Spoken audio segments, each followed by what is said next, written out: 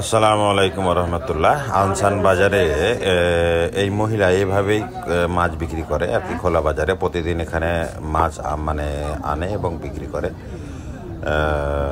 এবং এর নির্দিষ্ট দোকান নেই বলতে এই জায়গাতেই শুধুমাত্র সে বসে।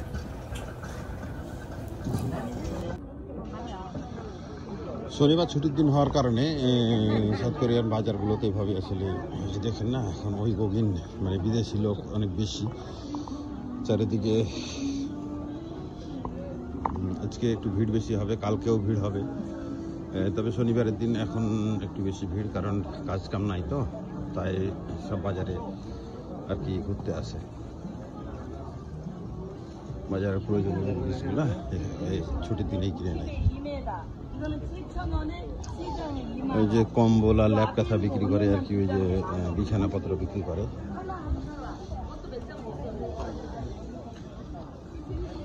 ফলের দোকান,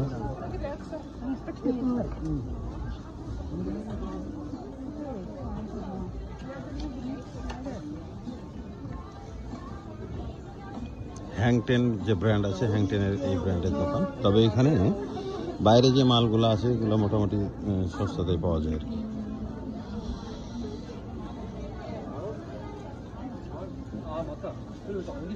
যে ছোট পিস কাটা আছে, কাটে রাখা আছে ওই 4 ভাগের 1 ভাগ, ওটার দাম হলো 5000 টাকা। 500 গ্রাম টমেটোর দাম 3000 ওয়ান, 3500 ওয়ান। ওই যে ঘাস পাতা সবজি পাওয়া যায় চায়না, তো এগুলো চায়নারাই বেশি ব্যবসা করে। চায়না দোকানগুলোতে আসলে সবজি ভালো পাওয়া যায়।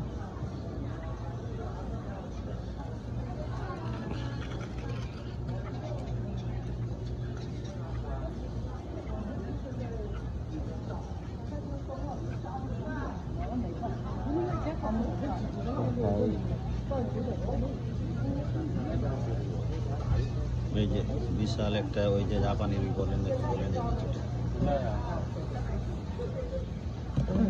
আর এই স্যালমনের হচ্ছে স্যালমনটা বিক্রি করেছে গোড়া যেগুলো, আর মাথা কান কোয়ার এগুলো হচ্ছে যেভাবে রেখে দেয়, এগুলো আলাদাভাবে কেজি হিসাবে বিক্রি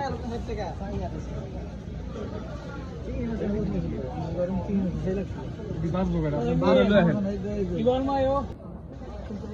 এই মাছটা হচ্ছে বড় আছে, 35,000 ওয়ান দাম। মাগার হচ্ছে কি কেটে দিবে না, 35,000 ওয়ান, কিন্তু কেটে দিবে না। এই কারণে এই সমস্যা। এই মাছটা এখান থেকে সস্তাতে পাওয়া যায়, এই বাইরের মাছগুলো রাখে সস্তাতেই পাওয়া যায়, কিন্তু মূল সমস্যা হলো কেটে দেয়। ওই দিক থেকে নিলে কেটে দিবে, কিন্তু এইখান থেকে কেটে দিবে না, এখানে কেটে দেয় না। জিজ্ঞেস করলাম তো, আমার বাসা চাবে না। এখানে যে মাছগুলো পাওয়া যায় সেগুলো তারা কেটে দেয়, শামুক ঝিনুক সব বিক্রি করে, ওই মাছগুলো কেটে দিবে, কিন্তু এখানে রাখা মাছটা কেটে দেবে। কেন কেটে দেয় না জানি না।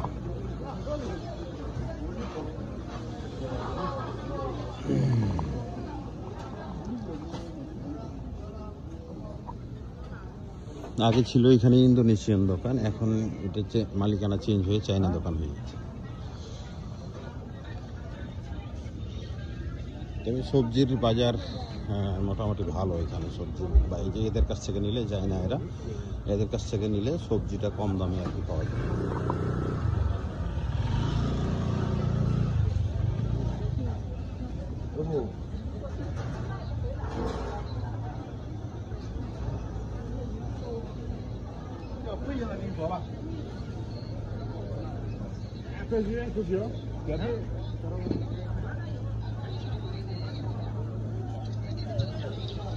সবজির দোকানটাই বেশি আছে এবং এটা ভালো আর এইখানে আছে, তারপরে হচ্ছে ওইখানে আছে।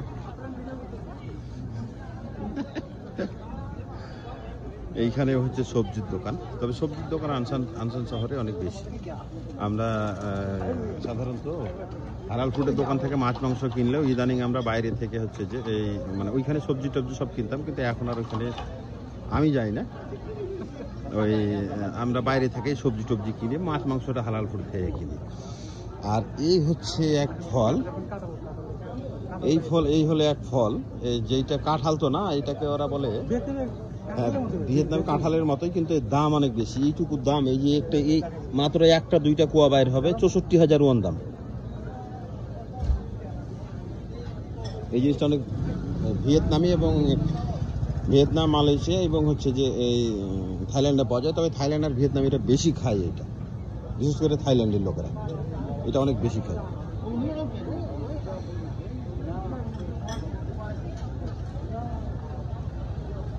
এটি হচ্ছে ডুরিয়ান ফল। এই ডুরিয়ান কাঁঠালের মতোই, কিন্তু এর কোয়া এই বড় বড়। আর হচ্ছে কি, এই সামান্য এইটুকুর দাম 64,000 ওয়ান, 47,000 ওয়ান, 50,000 ওয়ান। এই যে এটার দাম একটাই কোয়া বাইর হবে, সামান্য ছোট্ট, এটার দাম হলো 52,000 ওয়ান।